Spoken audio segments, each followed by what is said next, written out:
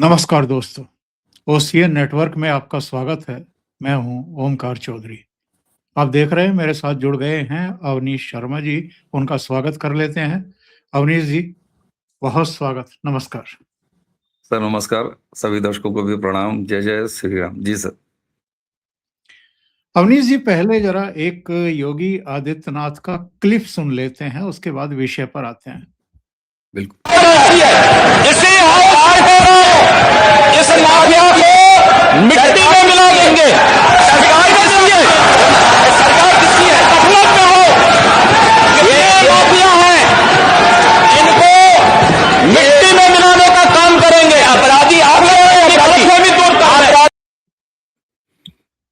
योगी आदित्यनाथ ने ये बात कही थी और हम सब जानते हैं साहब कि उत्तर प्रदेश में 150 से ज्यादा ऑपरेशन चले हैं। कई कुख्यात माफिया वाकई मिट्टी में मिले हैं। एक गुजरात की जेल में पड़ा हुआ था, उनको वहां से निकाल करके लाए, जिसका केवल इलाहाबाद के इलाके में, प्रयागराज के इलाके में ही नहीं बल्कि पूरे, कहना चाहिए पूर्वी उत्तर प्रदेश में, और मैं तो कहूंगा कि उत्तर प्रदेश की सीमाओं के बाहर भी एक आतंक था, जिसके कुत्ते से मुलायम सिंह यादव हाथ मिलाते थे। वो कैसे मारा गया, एक और जो मऊ समेत और कई जगहों पर दंगों के लिए और माफियागिरी के लिए, तरह तरह के अपराधों के लिए, वसूली के लिए, अपहरण के लिए, सरेआम हत्याओं के लिए, जो पंजाब की जेल में जाकर के सुरक्षित बैठ गया था कांग्रेस की शह पर और हामिद अंसारी की शह पर, वो भी किन स्थितियों परिस्थितियों में निपटा है हम सब जानते हैं।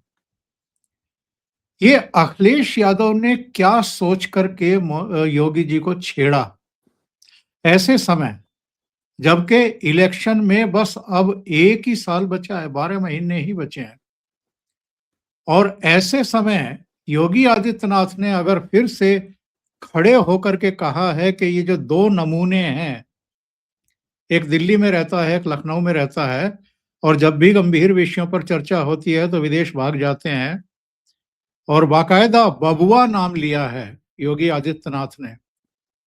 इतने खतरनाक तेवर तो मैंने काफी समय बाद देखे हैं योगी आदित्यनाथ के।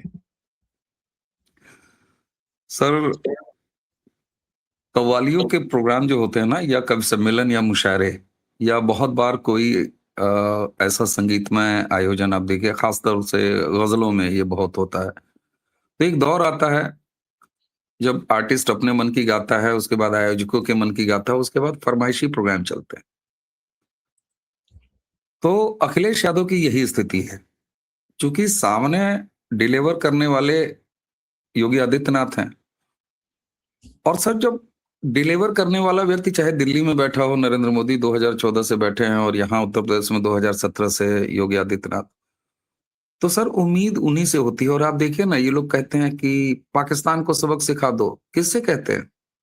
मोदी से कहते हैं। आ, कश्मीर क्यों नहीं पीओजे के ले लिया ऑपरेशन सिंदूर के समय? किससे कहते हैं? मोदी से कहते हैं। ऐसे तमाम बड़े बड़े कांड अभी इन्होंने शुरू किया है कि बांग्लादेश पर क्यों नहीं स्ट्राइक कर देते हो? किससे कह रहे हैं? मोदी सरकार से कह रहे हैं। अखिलेश जी की भी उत्तर प्रदेश में यही हालत है। और मुझे तो लगता है कि अतीक और मुख्तार के परिवारों को, उनके समाज को अखिलेश यादव का गला पकड़ना चाहिए जाके, और उनसे पूछना चाहिए कि भैया ये फरमाइशी प्रोग्राम कराने की क्या आवश्यकता थी? माफिया कब कंट्रोल में होंगे, कब कंट्रोल में होंगे, तो ठीक है। योगी जी ऑलरेडी एक काम कर रहे होते हैं, और एक सही समय आता है, और एक आप उनके काम करने की एक शैली अगर देख ली जाए हम लोग, तो वो आगे आने वाले जो भी उनका कार्यक्रम होता है, उसकी घोषणा वो फ्लोर ऑफ द हाउस बिल्कुल विधानसभा में करते हैं, और खुले तौर पर करते हैं। जब उन्होंने सारी तैयारी, सारी कार्य योजना बना ली, अखिलेश की फरमाइशें आती रही, और फिर एक दिन उन्होंने कहा कि माफिया को मिट्टी में मिला देंगे। उसके बाद माफिया मिट्टी में मिल गए। तो मुझे तो लगता है कि बहुत ज्यादा क्रोध और गुस्सा आमर से होगा उन माफियाओं के परिवारों में, उनके समाजों में अखिलेश यादव के प्रति। अब ये अवसर आया है सर, इन्होंने कोडीन जो कफ सिरफ और उसकी तस्करी और उसका इतना 1000 करोड़ का पूरा नेटवर्क, तो आप देखिए अगर पूरे सिलसिले को, तो इन्होंने बड़ी क्षुद्र राजनीति से शुरुआत की। और योगी सरकार की तैयारियां कहां तक चले, मैं उसके बारे में भी आपको और दर्शकों को बड़े साफ तौर पर बताऊंगा, क्योंकि इसमें ऐसा कुछ नहीं है कि मैं कोई गुप्त बात खोल दे रहा हूं। ये प्रशासनिक अमलों में और जो भी राजधानी की मीडिया है, उन सब लोगों को पता है कि क्या क्या चल रहा है, और पब्लिक डोमेन में है। 79 लोगों के नाम FIR हो गई है, मैं उस पर भी आऊंगा। लेकिन इससे पहले किस तरीके से मुद्दा विहीन हो चुके हैं अखिलेश यादव, ठीक राहुल गांधी की स्थिति है। राहुल गांधी की जो स्थिति नरेंद्र मोदी जी के सामने है, उनकी राजनीति के सामने है, ठीक वही स्थिति यहां तक कि हम लोगों ने बिहार में भी देखा कि नीतीश कुमार की युति जो बीजेपी के साथ थी, उसके सामने तेजस्वी और राहुल की भी यही स्थिति थी कि एक तरफ डिलीवरी की पॉलिटिक्स, काम की पॉलिटिक्स, और दूसरी तरफ केवल गालियों की पॉलिटिक्स और तमाम तरह की माफियागिरी की पॉलिटिक्स। उत्तर प्रदेश में स्थिति अखिलेश यादव की योगी जी के सामने ये हो चुकी है। कारण क्या है सर? और इसलिए वो कोई न कोई, जिस तरीके से आप देखिए राहुल और अखिलेश के वर्किंग में सिमिलरिटी कितनी है, मैं दर्शकों को थोड़ा सा बताता हूं, फिर चलते हैं उस तरफ। राहुल गांधी ने कौन सी ऐसी कोशिश नहीं की कि नरेंद्र मोदी के ऊपर भ्रष्टाचार या करप्शन का चौकीदार चोर, राफेल और ये तमाम तरह की चीजें चिपकाने का प्रयास किया। अंततः आर्थिक चोरी से वो वोट चोरी तक चले आए, उसको चिपकाने का प्रयास किया, ताकि किसी भी तरीके से ब्रांड जो मोदी हैं उनको थोड़ा कमजोर किया जा सके और उस पर एक निजी हमले किए जा सके। लेकिन वो चिपका नहीं। ठीक यही स्थिति अखिलेश यादव की यहाँ पे है। इन्होंने जैसे ही ये कोडीन का मामला आया, तो इन्हें अच्छी तरह पता था। अभी मैं नाम बताऊंगा, डिटेल बताऊंगा क्यों उन्होंने कहा। इस बार जो कल उन्होंने फ्लोर ऑफ द हाउस कहा है कि जब बुलडोजर चलाऊंगा तब तो चीखना चिल्लाना मत। और क्यों बिल्कुल। इन्होंने ऐसा कहा, वो नाम भी मैं बताऊंगा अभी। इन्होंने क्षुद्र राजनीति की, और ये सिलसिला कहां से शुरू हुआ? कोडीन, इस जहर कांड के पूरे नेक्सस को SIT बना के जैसे ही उजागर हुआ मामला, तो पहला एक बर्खास्त और अब गिरफ्तार जो सिपाही जिसके नाम के आगे सिंह लगा है, अखिलेश यादव का सारा सस्तापन यहीं से शुरू होता है, क्योंकि वो जातिखोरी राजनीति के ही धनी है। इससे बाहर के दायरे में वो कुछ सोच नहीं सकते। उनको लगा कि ये तो गजब का कांबो है, यहां हम एक आर्थिक भ्रष्टाचार जो उजागर हुआ है कोडिंग के बहाने, ये भी चिपका देंगे योगी पे, और साथ में जातिवाद। उन्हें तब योगी आदित्यनाथ अजय कुमार बिष्ट के रूप में नजर आए, और उन्होंने इसमें एक एंगल और देखा कि भैया धनंजय सिंह, जो कि कई पार्टियों से चल के और बीजेपी में है, ऐसे तमाम नेता हैं, ये विषय दूसरा है। उन्होंने देखा कि उस सिपाही का मकान धनंजय सिंह के मकान के ठीक सामने उसका नाम आता है, और उन्होंने ये लाइन लिया सबसे पहले उछल के कि साहब देखिए, योगी आदित्यनाथ जो कि क्षत्रिय समुदाय से आते हैं, क्षत्रिय हैं, और तब अजय कुमार बिष्ट की उन्होंने लेबलिंग की, और उन्होंने कहा कि देखिए ये कोडीन भैया भी ठाकुर साहब हैं, सामने धनंजय सिंह हैं। उन्हें ये भी उम्मीद थी कि कल को हम धनंजय सिंह को भी इसमें लपेट लेंगे और कहेंगे कि साहब बिना उनके समर्थन के, बिना उनके प्रश्रय के, आशीर्वाद के, एक सिपाही की कैसे इतनी बिसात की इतना बड़ा मकान भी बनवा लिया और ऐसे काम भी कर रहा था। और साथ में उन्हें लगा कि ब्याज इसमें मिल जाएगा हमको कि 1000 करोड़ रुपए का ये पूरा खेल योगी सरकार, और योगी जी ठाकुर होने के नाते जिस नेक्सस में ठाकुर इन्वॉल्व है, राजपूत इन्वॉल्व है, क्षत्रिय इन्वॉल्व है, उसको वो खुली छूट दे रहे हैं। ये दो घिनौने प्रयास इनके थे, जिसकी वजह से ये कोडीन भैया की ब्रांडिंग लेके चले गए। अब हुआ क्या सर? 3-4 दिनों इन्होंने कोडीन भैया किया। कब करेंगे आप क्रैक? उसमें आपने देखा होगा कि कैसे बाकियों को मारा जा रहा है, बाकी माफिया निपटाए जा रहे हैं, लेकिन एक खास जात, योगी जी अपनी जाति वाले माफियाओं को, एक पूरी इनकी टीम लग गई, इकोसिस्टम लग गया। और यहाँ लेकिन तक सर हुआ कह क्या? दिया अवनीश जी, यहाँ तक कह दिया कि बुलडोजर कहाँ है, क्या बुलडोजर की यस, चाबी खो गई है? इस तरह बिल्कुल के साहब, शब्दों का प्रयोग किया गया। बिल्कुल किया। वो चैलेंज कर रहे थे, वो टास्क दे रहे हैं फरमाइश कर रहे थे। मैंने शुरुआत वहीं से की ना, थोड़े लाइटर नोट से किया। वो फरमाइश कर रहे थे। उन्हें लगा कि योगी की इमेज पर ये निजी रूप से हम चिपका देंगे और योगी की निजी इमेज जो है वो कहीं हम नीचे और विवाद में लाने में सफल हो जाएंगे। लेकिन सर 5 साल सरकार चलाए, उनके पिताजी ने भी सरकार चलाई। एक पूरा इकोसिस्टम अधिकारियों का, कर्मचारियों का, इस इसको मानने में कोई बुराई नहीं है कि अखिलेश यादव की भी पहुंच आज विपक्ष में रहने के बावजूद भी एक पूरा जो इकोसिस्टम उन्होंने सिस्टम में है और जो उनके प्रति प्रतिबद्ध है, चाहे वो टॉप ब्यूरोक्रेसी में हो, चाहे पुलिस में हो, चाहे मैं क्लर्कियल काडर तक कहता हूं, मैं चपरासियों तक कहता हूं, मैं थानों में पुलिस के एक होमगार्ड लेवल तक, क्योंकि उन्होंने भ्रष्टाचार से, करप्शन से हाथों पे नाम लिख लिख के भर्तियां कराई हैं। उनके चचा ने पर्चियों पे भर्तियां हुई हैं। 3-4 दिनों के बाद जब उनको अंदर के सिस्टम के लोगों ने ये इंफॉर्मेशन दी कि अरे साहब 79 लोगों के नाम आ गए हैं, एसआईटी बड़ी अच्छे तरीके से तैयारी कर रही है, इसमें 1.5 दर्जन आपके लोग हैं, तब अखिलेश यादव को लगा कि अरे ये हमने क्या कर दिया। अच्छा, अब इधर एसआईटी कर क्या रही थी? देखिए सर, किसी भी नेता के साथ अगर किसी अपराधी का, किसी आरोपी का कोई तस्वीर आ जाती है तो मैं निजी रूप से इसको सीरियस नहीं लेता हूं। कारण ये कि किसी नेता के साथ तस्वीर आ जाना, सर, नेता तो फोटोबाज होते हैं, उनकी मजबूरी भी होती है, शौक भी होता है, उनको करना भी है, सामान्य है, कोई आके फोटो खिंचा के चला जाता है। लेकिन इस कोडीन कांड में ऐसा नहीं है। ऐसा नहीं है कि आरोपियों को केवल फोटो वो अखिलेश यादव के साथ हैं, ऐसा नहीं है। चाहे उनका वो शुभम यादव हो, चाहे मुख्य आरोपी हो, केवल फोटोग्राफ्स नहीं है सर। एसआईटी के पास जो ड्रग लाइसेंसेस शेल कंपनीज के तैयार किए गए थे, उनमें डॉक्यूमेंट्स में नाम है और कुल 16 नाम है निकल के आए, 14 नाम, सॉरी, कुल 14 नाम जो सीधे समाजवादी पार्टी से एसोसिएटेड है।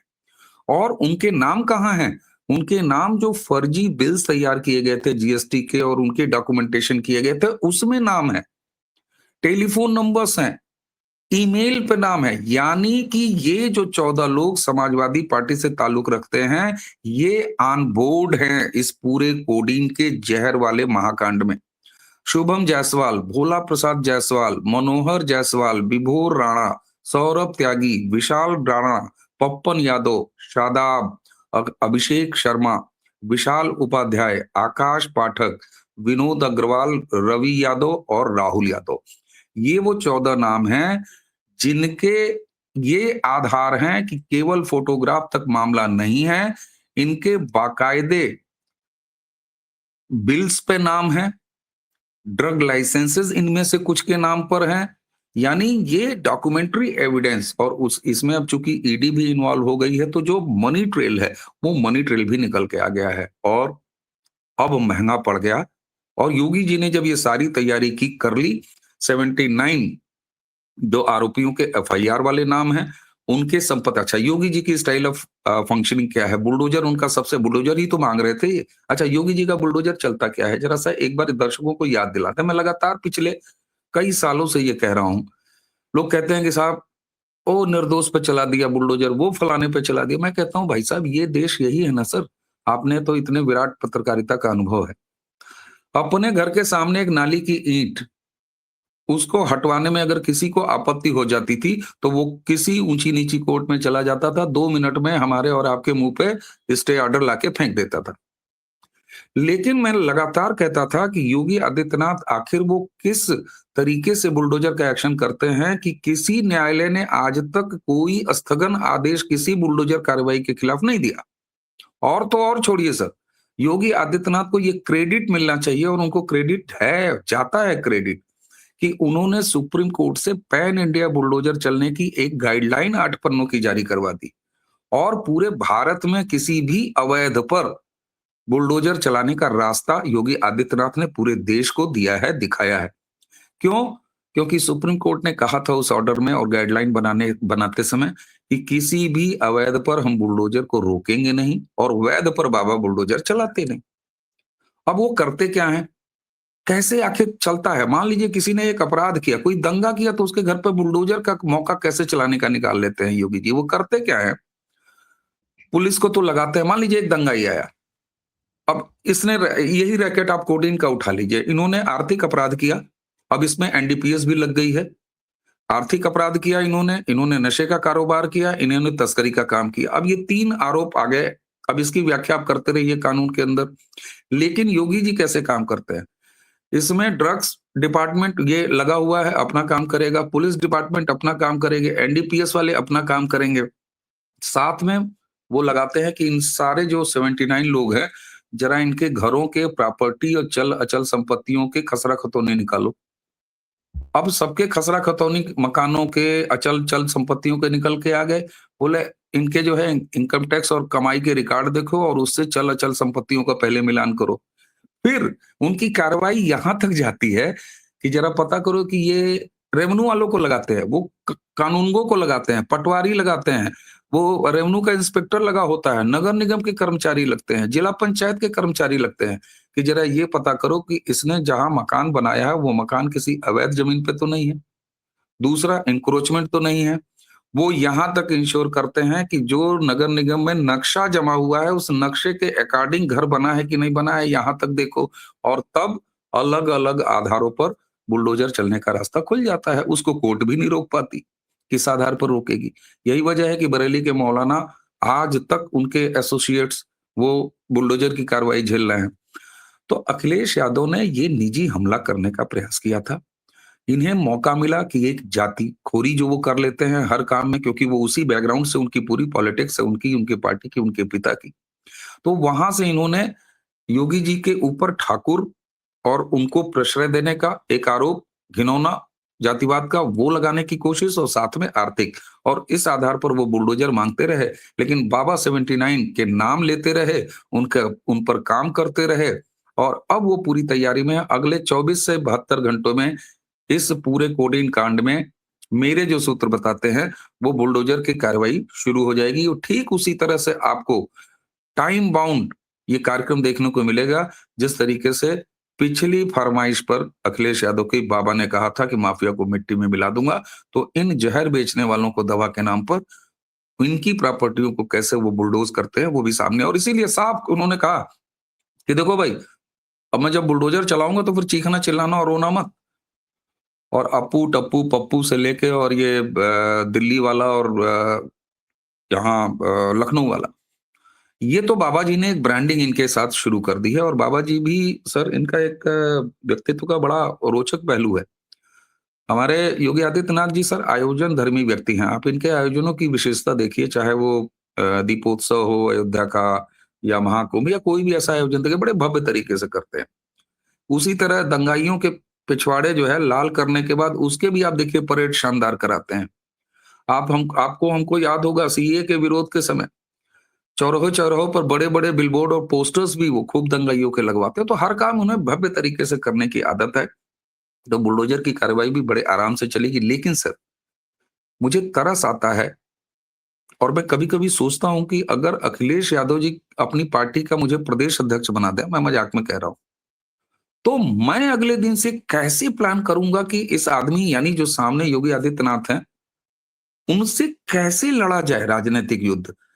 कारण क्या है, आप परिवारवाद इन पर चिपका नहीं सकते, आप आर्थिक भ्रष्टाचार चिपका नहीं सकते, आप किसी अन्य तरह के तुष्टीकरण की कोई आरोप चिपका नहीं सकते। सुप्रीम कोर्ट कह चुका है कि अवैध पे बुलडोजर हम नहीं रोकेंगे।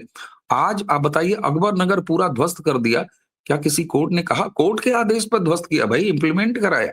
सड़क नाली खड़ंजा और बाकी सरकारी योजनाएं क्या मुसलमानों को या किसी वर्ग को नहीं देते हैं बाबा, और केवल लाठी मारते हैं? नहीं। कारण ये है सर कि चाहे राहुल गांधी मोदी के सामने हो या अखिलेश यादव योगी आदित्यनाथ जी के साथ हो, मेरी तो पूरी पूरी संवेदना इन दोनों व्यक्तियों के साथ है सर। ऐसे सामने वाला हो जिससे आपको राजनीतिक लड़ाई लड़नी हो, मोदी और योगी जैसे आदमियों को, आप क्या करेंगे सर? इसलिए ये अनाप शनाप चीजें करते हैं। और मुझे लगता है कि ईश्वर से मैं प्रार्थना करूंगा कि अखिलेश यादव जी इसी तरह से योगी जी से फरमाइश करते रहिए और हमारे प्रदेश का कल्याण कराते रहिए। माफिया को आपने मिट्टी में मिलवाया, अब इन जहर बेचने वालों पर बुलडोज करवाइए। उसके आगे आप इसी तरह से, योगी जी तो काम करने वाले नहीं, 4 घंटा सोते हैं महाराज, उनको काम की लिस्ट पकड़ाते जाइए और शानदार विपक्ष के नेता की भूमिका आप निभा रहे हैं। आपको राजनीतिक लड़ाई योगी जी के साथ कैसे लड़नी है ये समझ में नहीं आ रहा है। जी। यही बात तो राहुल गांधी पर लागू होती है अवनीश जी। अभी बिल्कुल आपने जिक्र भी किया था इस बात का। राहुल गांधी को, उनके सलाहकारों को क्या ये पता नहीं है कि अतीत में कांग्रेस के कारनामे क्या-क्या हैं? लोकतंत्र को लेकर के, संवैधानिक संस्थाओं को लेकर के और जो हमारी सीमाई समस्याएं हैं उनको लेकर के इनके पूर्वजों ने क्या-क्या कृत्य कर रखे हैं। इसी तरीके से अखिलेश यादव अगर किसी भी तरह के माफिया की बात उठाते हैं और उसमें योगी आदित्यनाथ को या बीजेपी को या बीजेपी के नेताओं को घसीटने की कोशिश करते हैं, तो कम से कम अपने अतीत पर तो एक बार नजर डाल लेनी चाहिए कि आपका अतीत क्या है। और योगी आदित्यनाथ ने जो कुछ कहा, उसका एक छोटा-सा क्लिप मैं और सुनवा देता हूं दर्शकों को। अभियुक्तों को हम अब तक गिरफ्तार कर चुके हैं, कोई भी बचने नहीं पाएगा। जो भी अपराधी होगा, ये तो मैं जानता हूं आपकी पीड़ा को, क्योंकि जब सरकार की कार्रवाई अपने अंतिम उस तक जाएगी तो आप में से बहुत सारे लोग फतिया पढ़ने के लिए जाएंगे वहां, तो आपको फतिया पढ़ने के लायक भी हम नहीं छोड़ेंगे। तब तक ऐसी कार्रवाई हम कर देंगे।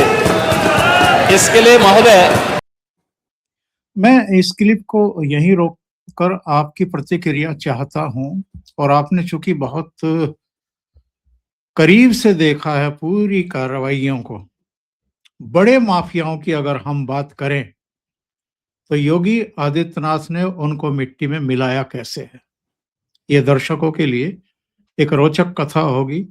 और संभवतः योगी के कुल चरित्र जिससे वो अवगत हैं, उनके और भी पहलू शायद सामने आएंगे।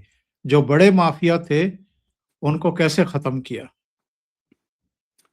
सर देखिए, योगी जी फ्रंट से लीड करने वाले व्यक्ति हैं। 2017 में वो उत्तर प्रदेश के मुख्यमंत्री बने ना, लेकिन अगर उनको आप और पहले से लेके जाइए, जब वो 25 साल की उम्र में गोरखपुर से उन्होंने बड़े बाबा महंत दिग्विजय अवैधनाथ जी महाराज की राजनीतिक विरासत उन्होंने संभाली और भाजपा के टिकट पे वो लोकसभा पहुंचे। सर उन्होंने चाहे पूरा पूर्वांचल हो, उसके लिए एक अपनी टीम तैयार की, हिंदू युवा वाहिनी, और उसको इतना सामर्थ्यवान बनाया। उसमें ऐसे लोगों को वो लेके आए जो उनके निर्देशों पर चलने वाले थे और पूरे अनुशासित तरीके से।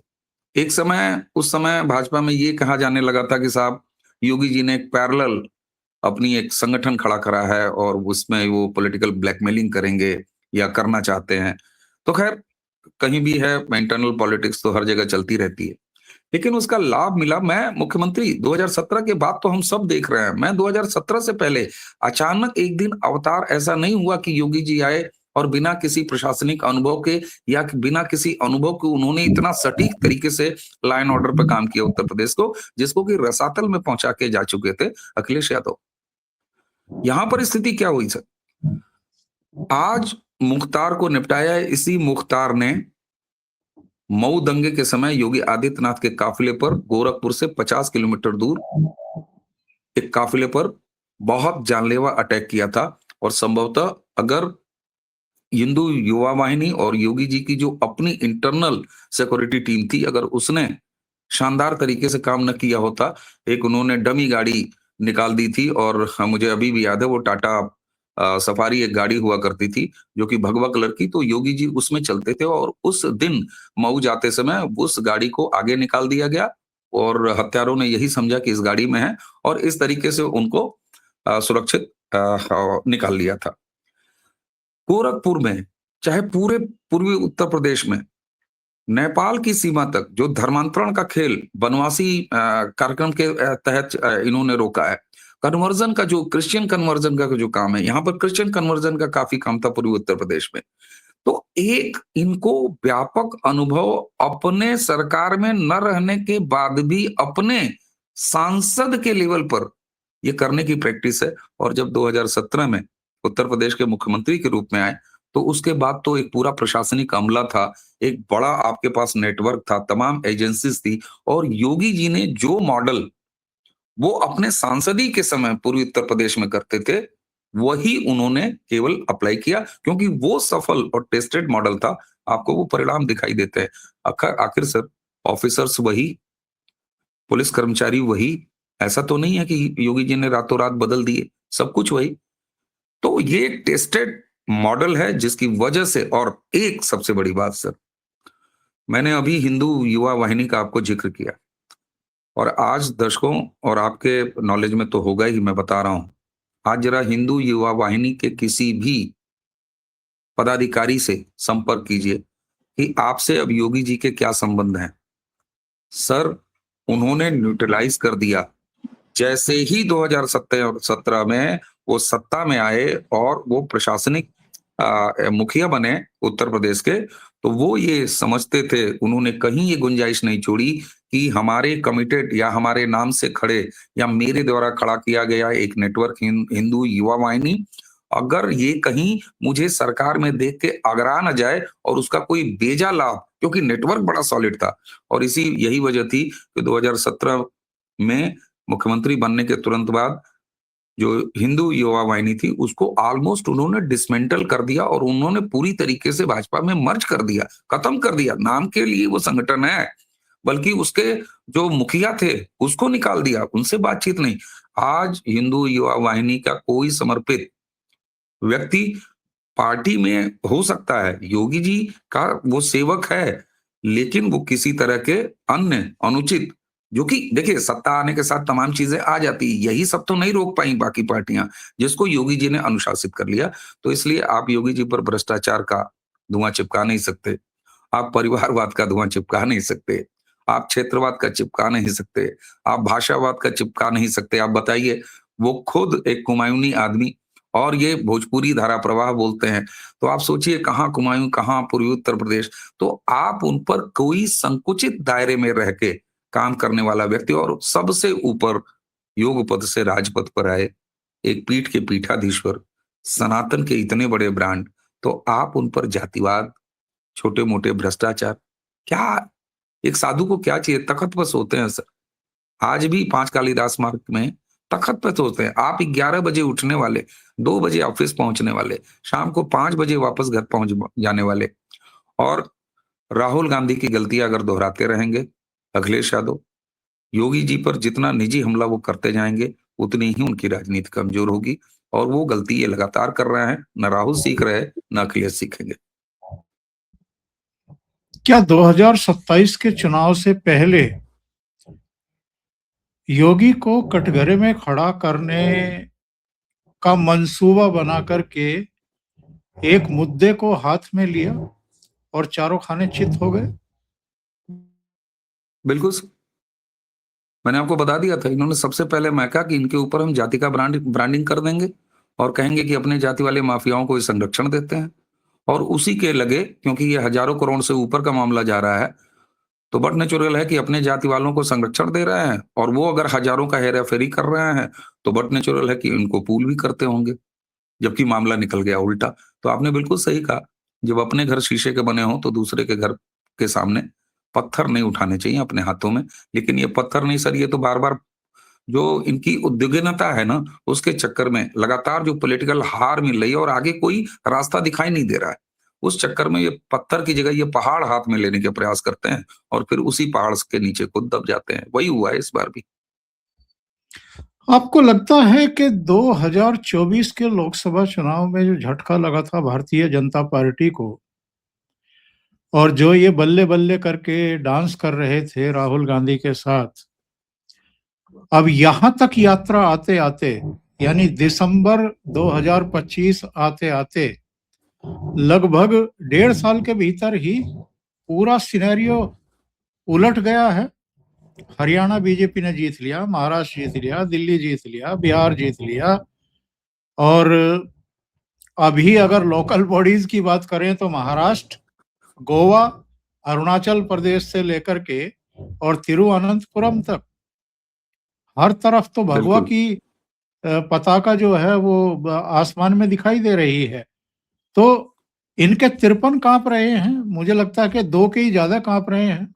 हालांकि तीसरा भी है, एक ममता बनर्जी, एक अखिलेश यादव और तीसरे राहुल गांधी।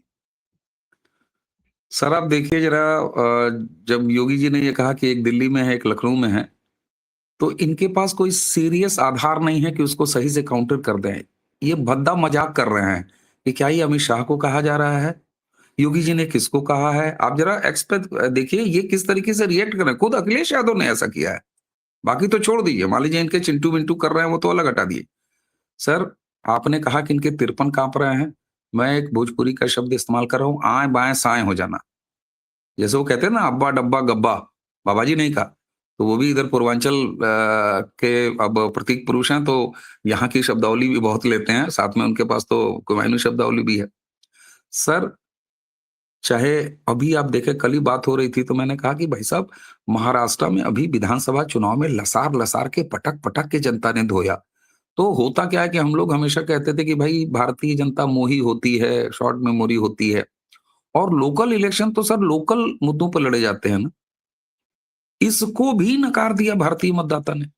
यानी कि राष्ट्रवाद, सनातन प्रेमी और हिंदुत्व को आप पोषण करने वाली और उसके साथ ही साथ विकास देने वाला कॉम्बिनेशन अब लोगों को लोकल बॉडीज तक इस कॉम्बिनेशन को ही आगे बढ़ाने के लिए प्रेरित कर रहा है।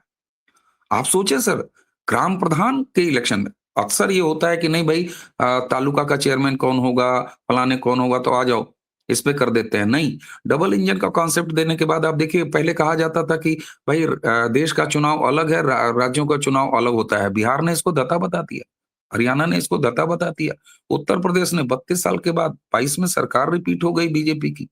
तो ये डबल इंजन वाला काम जनता अब इसमें रुकावट नहीं चाह रही सर। वो ये नहीं चाह रही कि दिल्ली का फ्लेवर और हमारे राज्य का फ्लेवर अलग हो जाए।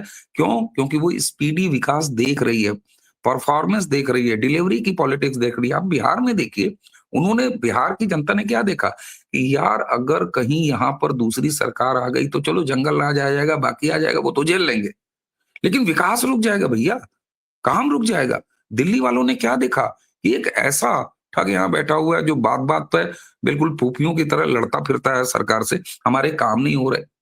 तो ये जो एक डबल इंजन का कॉन्सेप्ट है, इसकी सफलता अब दिखाई दे रही है। और एक बहुत बड़ा जो चेंज आया है पॉलिटिकल, वो ये है कि चाहे ग्राम सभा का इलेक्शन हो, चाहे लोकल बॉडीज का हो, चाहे विधानसभा का हो, जनता राष्ट्र प्रमुख पहले और उसके साथ विकास का, ये दोनों कॉम्बो उसको सामने मिल रहा है। यही वजह है कि 2024 में उत्तर प्रदेश में जो इन्होंने उड़ते में बटेर मार लिया था, और उसमें कुछ भाजपा की उस पर बहुत सारी बात हो चुकी है, तो ये स्थिति थी ही नहीं कभी 2027 के लिए।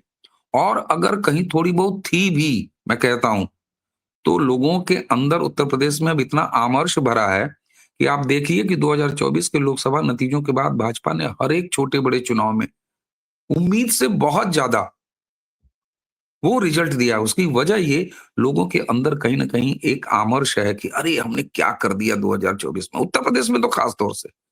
तो यहां पर अखिलेश यादव के लिए ये डबल झटका है कि एक तरफ योगी के सामने, उनके काम के सामने, उनके ब्रांड के सामने, उनके हिंदुत्व और हिंदू सनातन का जो उनका अपना तरीका है राजनीति का, उसके सामने, और साथ में उनका जो डिलीवरी है, इन दोनों के सामने वो करें तो क्या करें। और इसीलिए वो कभी माफिया के नाम पे खेल गए तो वहां कांड करवा लिया, और अब यहाँ पर ठाकुर और जाति के नाम पर और थोड़ा करप्शन के नाम पर खेलना चाहते थे। यही स्थिति हो गई। 27 में इन्हें किस मुद्दे पर ये चुनाव लड़ें, अखिलेश जी के पास वही नहीं है, उनकी जेब खाली है। मैं जेब बिल्कुल। पैसे से नहीं कह रहा हूं, मुद्दे से जेब खाली है। और यही वजह है कि पीडीए का नाम इन्होंने रातों रात जाके कर्नाटका में बदल दिया। तो ये समझ ही नहीं पा रहे हैं, आए बाएं साए हैं, वही बाबा जी ने जो अब्बा डब्बा गब्बा कहा। जो अभी अवनीश जी ने जिक्र किया है, अखिलेश यादव ने जो ट्वीट किया है, जरा वो भी देख लीजिए। देखिए, आत्म स्वीकृति। किसी को उम्मीद नहीं थी कि दिल्ली लखनऊ की लड़ाई यहां तक पहुंच जाएगी। संवैधानिक पदों पर बैठे लोग आपस में कुछ तो लोक लाज रखें और मर्यादा की सीमा ना लांघें। भाजपाई अपनी पार्टी के अंदर की खींचातानी को चौराहे पर ना लाएं। कहीं कोई बुरा मान गया तो वापस जाना पड़ेगा। ये इनका फ्रस्ट्रेशन बार-बार निकलता है अवनीश जी, और ये आज तक क्या समझ ही नहीं पाए हैं, या समझ करके जनता को नासमझ मान करके इस तरह की बातें लिखते हैं ताकि वो भ्रमित हो जाएं। क्या नहीं समझ पाए कि योगी आदित्यनाथ का आज बीजेपी में कद क्या है? सर देखिए, योगी और मोदी भारत की वर्तमान विपक्ष की क्लास के आउट ऑफ दिस सिलेबस सवाल है। मैंने बार बार मैं यही कह रहा हूं, ये आउट ऑफ द सिलेबस है। इन्होंने ये नहीं पढ़ा है सर। इन्होंने क्या पढ़ा है? नेता परिवार को दो दो दर्जन, ढाई ढाई दर्जन परिवार के, यहां तक कि मतलब अगर सामने दरवाजे के सामने अगर कोई पशु भी बंधा है तो उसको भी कहीं कोई संवैधानिक पद दिलवा दो, विधायक बनवा दो। तो ये वहां से आते हैं। दूसरा, किसी भी तरीके से उगाही हो सकती है वो करा लो। तीसरा, प्रशासनिक अमले को अपना दास बना के रखो, पोस्टिंग के नाम पर, सजा के नाम पर, निलंबन के नाम पर। उसके अलावा माफिया कल्चर को बढ़ावा दो ताकि उनके आधार पर अपना काडर तैयार करो, ताकि वो वोट खरीदें। दूसरा, हिंदू विरोध की राजनीति करो ताकि मुसलमान वोट बैंक जो है वो इनके यहां तश्तरी, शहद की तश्तरी लेके आए।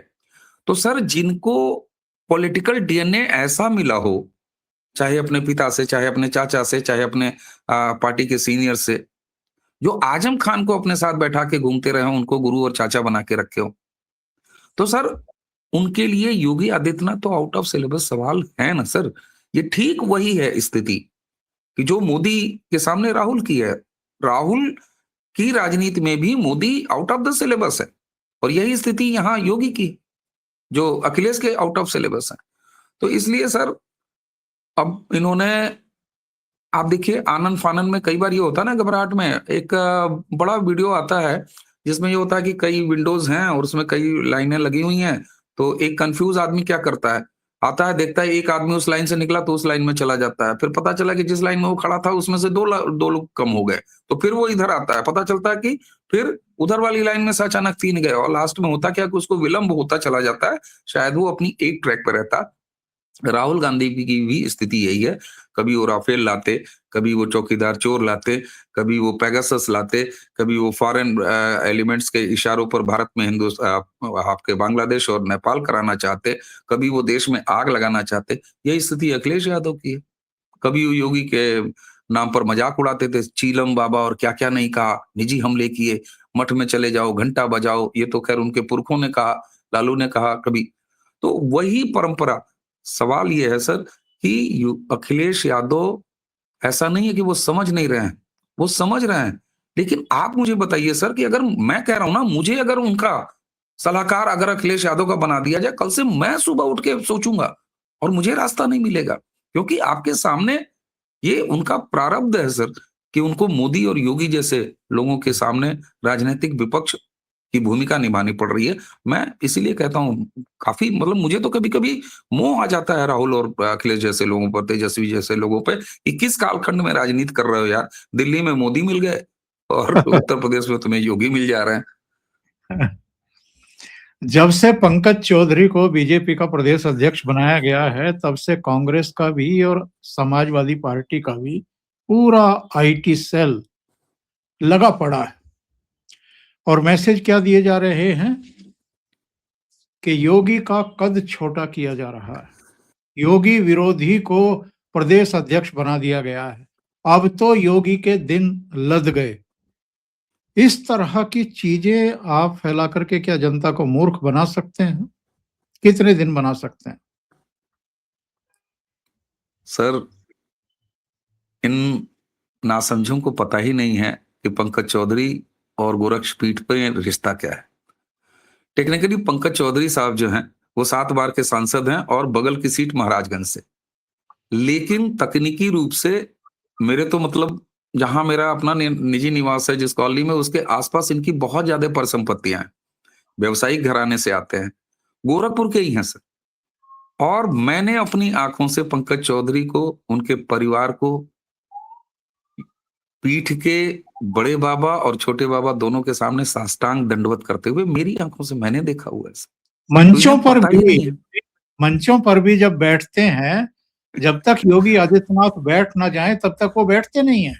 बैठते नहीं सर, इन्हें पता ही नहीं है। और दूसरी तरफ आप तैयारी देखिए सर, एक तरफ 45 साल के युवा को राष्ट्रीय कार्यकारी अध्यक्ष बना के, जो कि आगे पूर्णकालिक अध्यक्ष होने हैं, भारतीय जनता पार्टी अपनी उम्र 45 साल कर लेती है संगठन के लेवल पे। दूसरी तरफ एक ही पूर्वांचल से, एक ही शहर से मुख्यमंत्री और प्रदेश अध्यक्ष देते समय ये तनिक विचार तक नहीं करती कि इससे कहीं इम्बैलेंस तो नहीं आएगा। ये कॉन्फिडेंस और ये तैयारी है ग्राउंड पर। और दूसरी तरफ आप 86 साल की कांग्रेस, सर 86 साल की कांग्रेस 45 साल वाली भारतीय जनता पार्टी से क्या लड़ेगी? ये तैयारी का फर्क है सर। एक तरफ 72 प्लस के स्टालिन और यहां 45 की भाजपा, उधर बूढ़ी हो रही, निपट रही ममता बनर्जी, और यहां 45 की भाजपा। तो तैयारी देखिए दोनों के एरिना में कितना फर्क है। भारतीय जनता पार्टी ने नितिन नवीन को पूर्णकालिक अध्यक्ष कल को बना देंगी, आज कार्यकारी बना के उस पार्टी ने ये तय किया है कि अगले 20-30 साल बाद की काडर का निर्माण करेंगे ये हमारे राष्ट्रीय अध्यक्ष। क्योंकि अभी तो वर्तमान नरेंद्र मोदी हैं, आगे भविष्य तैयार है। गाय वाला चाय वाला बात होती है। और सेकंड का और लाइन में आप देखिए तो लाइन लगी हुई है सर, हिमंता बिश्व शर्मा से लेके, और एक पूरे ए टीम, बी टीम, सी टीम तैयार पड़ी है। तो सर दोनों के संगठन, सर दोनों संगठनों में, यस सर, तो ये तैयारी है। तो ऐसी तैयारी में आप बताइए ना। और ये नासमझ लोग हैं, उन्हें पता ही नहीं कि पंकज चौधरी वर्तमान प्रदेश अध्यक्ष उत्तर प्रदेश भाजपा और योगी आदित्यनाथ में क्या संबंध है। हंसते होंगे दोनों सर। जो इनका पीडीए का रुदन था, उसमें तो सेंध लगा दी भाई पंकज चौधरी को ला करके। बिल्कुल सर, पूरे पूर्वांचल को साधने का काम किया है एक तरीके से। क्योंकि 2024 के लोकसभा चुनाव में पूर्वांचल में थोड़ा सा डेंट पड़ा था। बिल्कुल। अवनीश जी जी अवनीश जी बहुत बहुत धन्यवाद जुड़ने के लिए, इतना समय निकालने के लिए और बहुत महत्वपूर्ण मुद्दों पर चर्चा करने के लिए। Thank you so much. धन्यवाद सर। नमस्कार, प्रणाम सर।